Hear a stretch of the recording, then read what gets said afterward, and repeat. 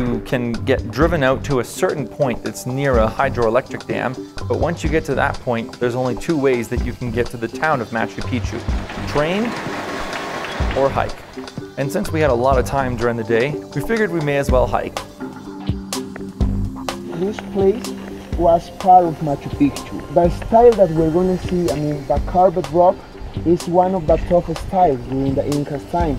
Was used only in the sacred places. We got lucky today, right before we got our food, but boom, started to rain the second we sat down. So as you can probably hear and see, it's getting a little wet out there. We've got our first taste of some real jungle rain, or mountain rain, however you want to slice it.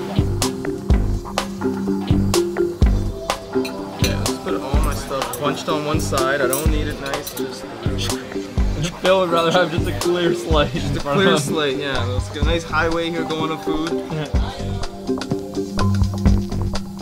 The hike was actually directly along the train tracks, as there's no roads, there's no sidewalks, there's nothing except for actual railway tracks. The trains are consistently running on these tracks every hour or so, and there are tons and tons and tons of people walking along these tracks.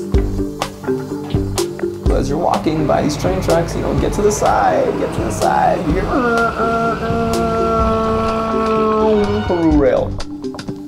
Gracias, señor. You follow the train tracks that run from Aguas Calientes back towards Cusco, and you're running along the sacred river. Each side of you, you've got massive peaks and mountains. You can see actually the Machu Picchu and the Huayna Picchu peaks for most of that walk. Tons of different flowers along the way.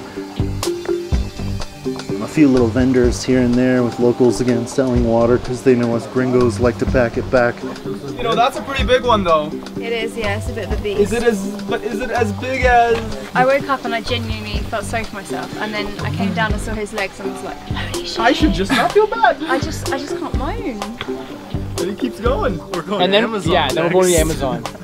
This guy's just getting training wheels off. We're not even really touching the surface for bugs. I didn't really want to use my bug spray up this early.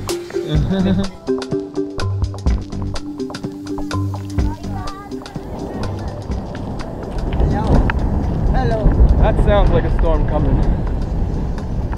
Thunder just came out and the rain just started to pour. The travel gods started to test us. That rain came down hard. Heads went down and we just kind of marched along for the second half of it. Still a gorgeous walk, even in the rain, and luckily we were all prepared for it. I got a little bit wet, and I was the last one to the finish line, and I crossed like a wet dog, basically. Certainly wasn't my brightest or proudest moment, but I made it there. Once we were there, we just sort of settled in. We made sure that we got a good meal on ourselves, and simply put, I didn't even have a beer that night. Machu Picchu was the next morning, and it's just something that I've always marveled over. So that being the case, our plan was to wake up really, really early in the morning. Hammocks, hammocks, hammocks, we got hammocks, and you better damn well believe it. The newest, latest, and greatest models have just rolled in. These are the all-season hammocks, because right now, you want to make sure that you get an all-season hammock. Check out some of these models. We've got this one right here. This is like a medium level kind of hammock thing. We install it right on the outside, we make sure that it stays nice and dry. This hammock is very affordable, but be careful, it dissolves in water, so don't get this one wet. Over here, we have a nighttime hammock. Now, this hammock, it's kind of waterproof, but not really. It becomes really slippery. But the great part with this hammock, it's got bug repellent built into it. It lasts about 4 days after you buy the hammock, and we've got a new hammock for you right as soon as that one's done. How are you enjoying your hammock, sir? Oh, it's a pretty good place to put all my crap. It's gonna get dirty. Would you recommend Peter's Hammocks to a new hammock buyer? I sure as hell would. Come over here. For those that are on the budget, I've got a great entry-level model that just came out. Now, this hammock is great for traveling. Super light, super versatile. However, it is super weak as shit. So don't plan on putting any big people, like this is a mistake right here. He's breaking the hammock bylaw rules that Peter Vecchiarelli sets out. So This hammock's giving me a rash, Peter.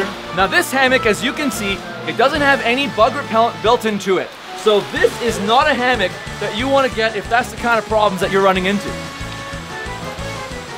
So as you can see, the newest, greatest 2015 models have already been rolling out all season. You just have to pick what you want because there's no way you can get everything in one single hammock. But don't worry, we've got tons of hammocks for you. And when your hammock breaks, we've got another one at Relly's Hammocks, Hammocks, Hammocks, Hammocks, Hammocks.